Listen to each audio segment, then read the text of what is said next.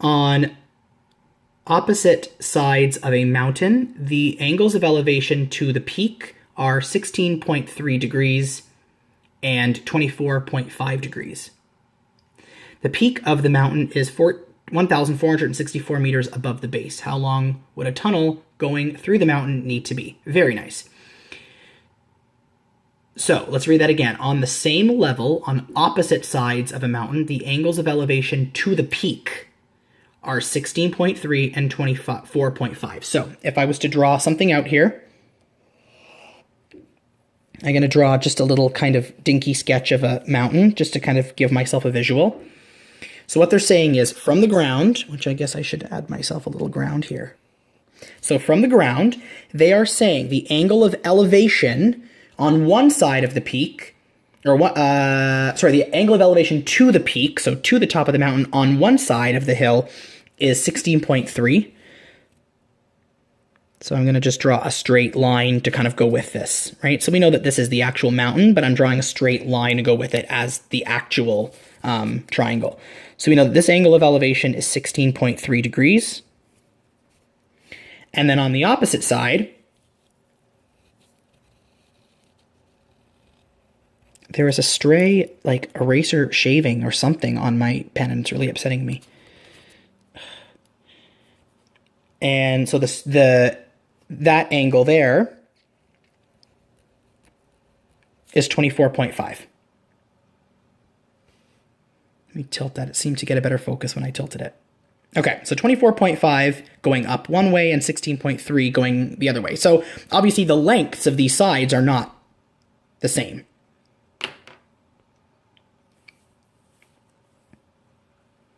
Oops. If the angles of elevation are different on each side. The peak of the mountain is 1,464 meters above the base. So from the base, the peak of the mountain, which effectively cuts the mountain in half, is 1,464 meters. And we know that obviously that's going to make a right angle on each side there. So what they want to know is how long would a tunnel going through the mountain need to be? So in other words, if I've got a tunnel going from here all the way over to here, how long does it need to be? So what do I need to find? Well, I need to find the lengths of the bases of these triangles. I need to know what the measure is from here to here and from here to here. And then I can just add them together. Then I know how long the tunnel needs to be if I know the distance. So I have to treat these as two separate triangles because they're two different right triangles. Right now, you don't know how to deal with acute triangles, right? You don't know how to deal with things that are not right angles. So you can't look at this thing as a whole. Next week you can, because I'm going to teach you sine law and cosine law. But right now, you don't know how to do that. So we got to break this up. So I'm just going to start on the right side because I'm right-handed. So I'm trying to find x. I'm trying to go from the side of the mountain to the middle point here, right underneath the peak. So just from here to here.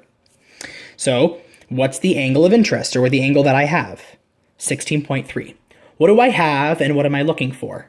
I have the side that is opposite to it. I am looking for the side that is adjacent to it. Opposite and adjacent, if I go back up to the lovely SOHCAHTOA, opposite and adjacent, I'm looking at tangent. So I have tan of some angle, theta, is equal to opposite over adjacent. So then tan of 16.3 is equal to the opposite, which is 1,464, divided by x, which is my adjacent. Cross multiply, so I get tan of 16.3, x equals 1,464. Divide both sides by tan of 16.3.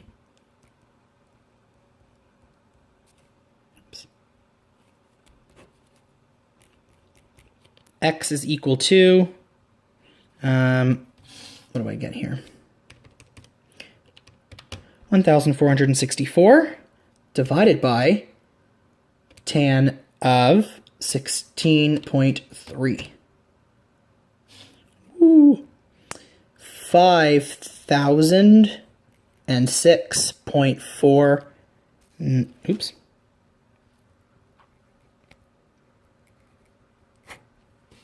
Okay, so that's that length. Then I need to worry about the other side. So I'm going to call this side Y, and I'm going from the middle all the way out to the end there. Okay, I know that I'm working with the same ratio, right? It's just on the opposite side, but I'm still looking at the opposite over the adjacent, right? Same idea. So tan of, in this case, 24.5 is equal to the opposite, which is 1464 over Y. Cross multiply.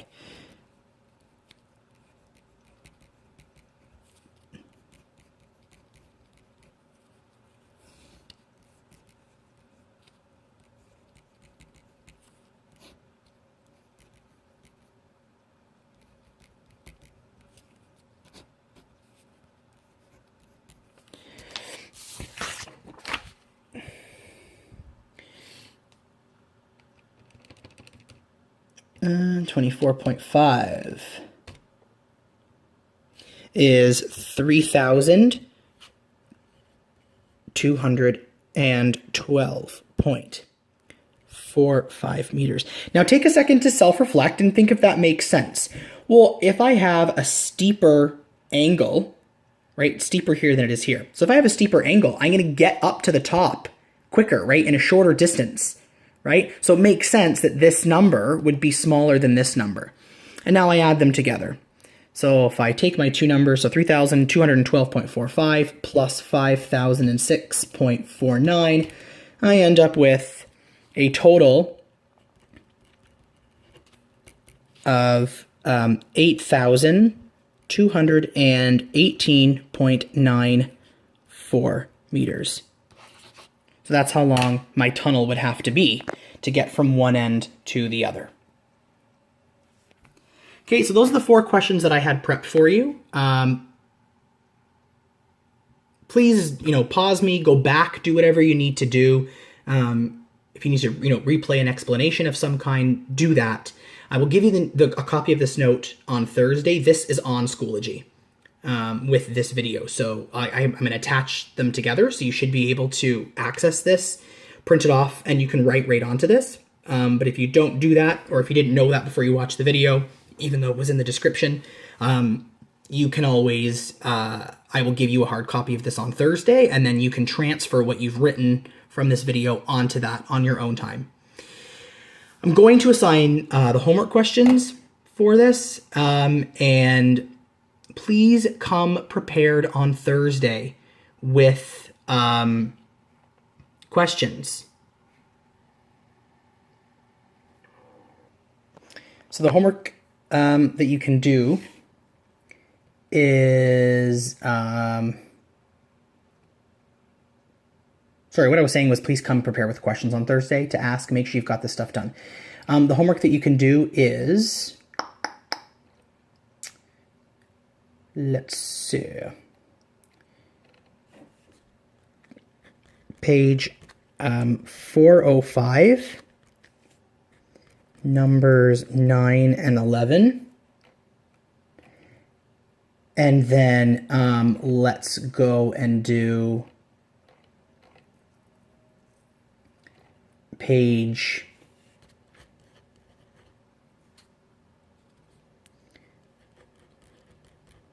412. Numbers, I don't want to give you, okay, we'll definitely do numbers 1 and 2 and 3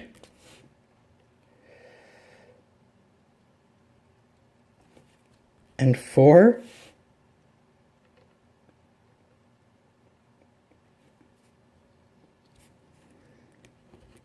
8 and 10, and I'll leave. There's some more that I want to get to, but maybe I'll do some of them in class tomorrow. All right, that's all I have for you.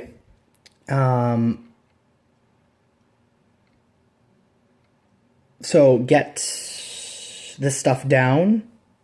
get these questions done and come prepared to ask questions and to do more of the questions in class on Thursday. I'm going to give you more questions in class, and you guys can have some time to work on them. I hope you enjoyed this. Sorry about the blurriness business, but it's what we have to work with. I will see you tomorrow. Bye-bye.